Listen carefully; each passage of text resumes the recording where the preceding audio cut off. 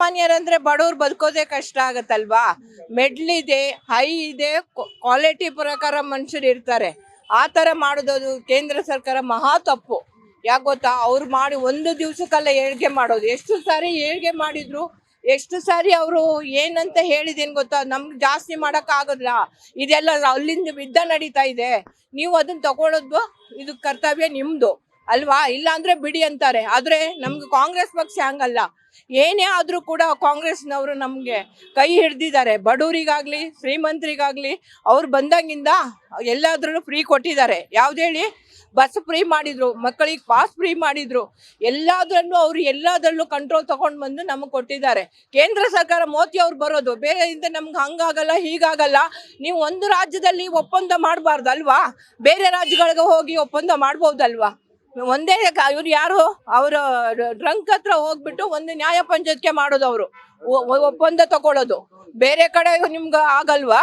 ಎಲ್ಲ ನೇಪಾಳ ಇದೆ, ಯಾವ್ಯಾವ ದೇಶಗಳೆಲ್ಲ ಒಗ್ಗಟ್ಟಿದೆಯಲ್ಲ ಅವರಿಗೆ, ಅಲ್ಲಿ ಹೋಗಿ ಒಪ್ಪಂದ ಮಾಡ್ಕೋಬೋದಲ್ಲ. ನಮ್ಗೆ ಪೆಟ್ರೋಲು ಡೀಸೆಲು ಗ್ಯಾಸು ಎಲ್ಲ ಏನ್ ಬೇಕಾದ್ರೂ ತಗೋಬೋದಲ್ವಾ. ಅವ್ರು ಒಪ್ಪಂದ ತಗೊಳ್ಳಲ್ಲ, ಯಾಕೆಂದ್ರೆ ಕೇಂದ್ರ ಬರೋದೇ ಜಾಸ್ತಿ ಮಾಡಕ್ಕೆ.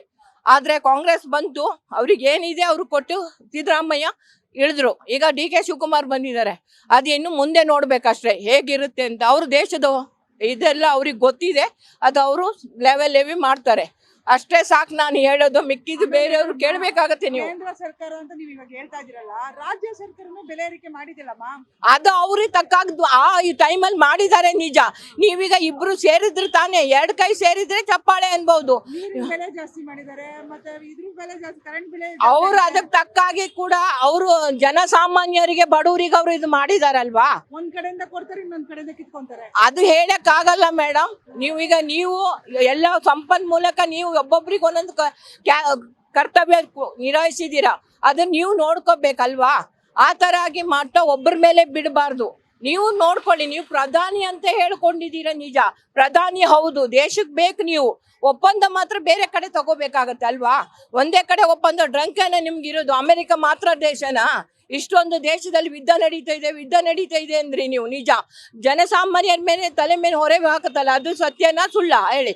ಒಂದು ಗ್ಯಾಸ್ ಸಿಲಿಂಡರ್ ಪದೇ ಜಾಸ್ತಿ ಮಾಡಕ್ ಆಗಲ್ಲ ಅಲ್ವಾ. ಅದಕ್ಕೆ ಎಷ್ಟಿದೆ ಅದ್ರ ರೇಟ್ ಬೆಲೆ, ಅದಕ್ಕೆ ಪ್ರತಿ ಇದರಲ್ಲಿ 60 ರೂಪಾಯಿ ಜಾಸ್ತಿ ಮಾಡಬೇಕು, 25 ಜಾಸ್ತಿ ಮಾಡಬೇಕು, ಅದೆಲ್ಲ ಇಲ್ಲ ಅಲ್ವಾ. ನಿಮ್ಮ ತಕ್ಕಾಗಿ ಮಾಡಿ ನೋಡೋಣ. ಜನಸಾಮಾನ್ಯರು ಬೆಂಗಳೂರಲ್ಲಿ ಅನೇಕ ರಾಷ್ಟ್ರದಿಂದ ಬಂದಿದ್ದಾರೆ ಇಲ್ಲಿ. ಯಾಕೆ ಹೇಳಿ, ದುಡಿಮೆ ಮಾಡ್ಕೊಂಡು ತಿನ್ನಕ್ಕೆ. ಅನೇಕರ ಮೇಲೆ ಹೊಟ್ಟೆ ಮೇಲೆ ಹೊಡಿಬಾರ್ದು. ಯಾವ ಸರ್ಕಾರನೇ ಅಷ್ಟೇ ಅಲ್ವಾ, ಇದು ಅಷ್ಟೇ ಅದು ಅಷ್ಟೇ. ಲಿಮಿಟ್ ಇದೆ, ಒಂದು ಲಿಮಿಟ್ ಅಲ್ಲಿ ಇದು ಮಾಡ್ಕೊಡೋದು ನ್ಯಾಯ ನೀವು ಅಲ್ವಾ. ಮತ್ತೆ ಕೆಲವರು ಜನಸಾಮಾನ್ಯರು ಹೇಳ್ತಾರೆ, ಅಲ್ಲಿ ಯುದ್ಧ ಆಗ್ತಾ ಇದೆ, ಪಾಪ ಮೋದಿ ಕೈಲಿ ಏನು ಅಲ್ಲ, ಅದು ಅಲ್ಲಿ ಆಗ್ತಿರೋದಕ್ಕೆ ಇಲ್ಲಿ ಈ ತರ ಆಗ್ತಾರೆ ನೋಡಿ ಮೇಡಮ್.